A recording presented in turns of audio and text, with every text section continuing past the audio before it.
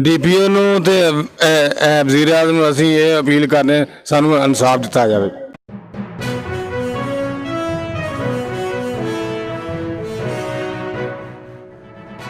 अस्सलाम वालेकुम नाजरीन, मैं हूं मोहम्मद फ़हीम शाकिर और आप देख रहे हैं इस वक्त बागी टीवी। हम शेखुपुरा इंटरचेंज के करीब इलाका कोट हुसैन में मौजूद हैं। यहाँ पर एक अजीब व गरीब वाक़या पेश आया है। अभी कौम के जहनों से मोटरवे ज़्यादती केस का मामला महव नहीं हुआ था कि यहाँ पर एक और हवा की बेटी लूट ली गई है, एक हवा की एक और कलीम मसल दी गई है।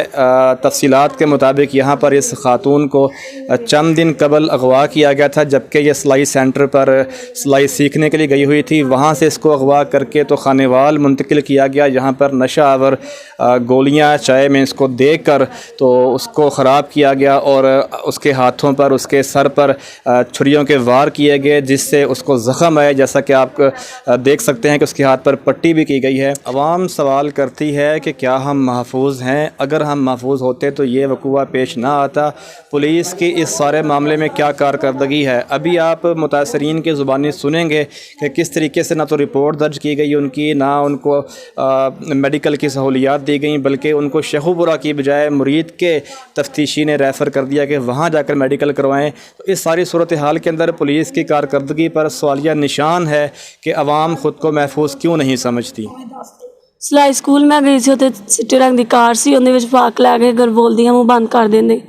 उत्थे मैनूं खाने वाल लैके गए। पहली रात उस तरह रखिया, दूसरी रात मैं रोंदी रही। मैं क्या मैं घर जाना, मैनूं छड्ड के नहीं जांदे। बाद च नशे दियां गोलियां दे दित्तियां, ਉਹ ਦੇ ਕੇ ਨਾ ਪਾ ਦਿੱਤਾ। ਬਾਅਦ ਵਿੱਚ ਜ਼ਿਆਦਤੀ ਕਰਦੇ, ਮੈਂ ਨਹੀਂ ਕਰਨ ਦਿੱਤੀ। ਬਾਅਦ 'ਚ ਉਹਨਾਂ ਫੜ ਕੇ ਮੈਨੂੰ ਮਾਰਿਆ ਬੜਾ। ਕੀ ਹੋਇਆ? ਛੁਰੀ ਮਾਰੀ, ਸਿਰ 'ਚ ਵੀ ਛੁਰੀਆਂ ਮਾਰੀਆਂ। ਸਿਰ ਤੇ ਵੀ ਮਾਰੀਆਂ ਛੁਰੀਆਂ? ਹਾਂਜੀ। ਸੀ ਕੁਝ ਦੱਸੋ ਇਹਦੇ ਬਾਰੇ में? ਸਿਰ 'ਚ ਵੀ ਛੁਰੀ ਮਾਰੀ, ਹੱਥੇ ਮਾਰੀ ਸੀ। ਤੇ ਇੰਨਾ ਕੁ ਰੁਲੇ ਆ ਨਾ, ਇੰਨਾ ਕੁ ਰੁਲੇ ਆ, ਪੈਰੀ ਵੀ ਡਿੱਗੇ ਆ। ਸਾਡੀ ਕਿਸੇ ਗੱਲ ਨਹੀਂ ਸੁਣੀ, ਨਾ ਪੁਲਿਸ ਨੇ ਕਿਸੇ ਨੇ ਸਾਡੀ ਸੁਣੀ ਹੈਗੀ। ਤਫਸੀਲ ਤਾਂ ਦੱਸਿਆ ਜੀ। ਮਸਲਾ ਹੋਇਆ ਕੀ? ਬੱਚੀ ਸਿਲਾਈ ਸਕੂਲੇ ਗਈ ਹੈ ਜੀ, ਉਹ ਤੋਂ ਵਾਪਸ ਆਈ ਹੈ ਤੇ ਰੋਡ ਤੋਂ ਉਹਨਾਂ ਚਿੱਟੀ ਕਾਰ ਲੈ ਗਏ ਨੇ ਬੱਚੀ ਨੂੰ। ਦੋ ਬੰਦੇ ਸੀ, ਅਗਵਾ ਕਰਕੇ ਲੈ ਗਏ ਨੇ ਤੇ ਕਿੰਨੇ ਦਿਨ ਬਾਅਦ ਛੱਡ? ਤੀਸਰੇ ਦਿਨ ਬਾਅਦ ਬੱਚੀ ਮਿਲੀ ਹੈ। मैं थाने गया जी, उन्हें भी मेरी नहीं सुनी। मैं गरीब बंदा सा, अरोड़ा से मैं रोंदा फिर लगा फिर सदर थाने में, उन्हें भी मेरी नहीं सुनी। मैं लगा फिर जी, मेरी किसी नहीं सुनी। DPO ਨੂੰ ਤੇ ਵਜ਼ੀਰ ਆਜ਼ਮ ਨੂੰ ਅਸੀਂ ਇਹ ਅਪੀਲ ਕਰਨੇ ਸਾਨੂੰ ਇਨਸਾਫ ਦਿੱਤਾ ਜਾਵੇ।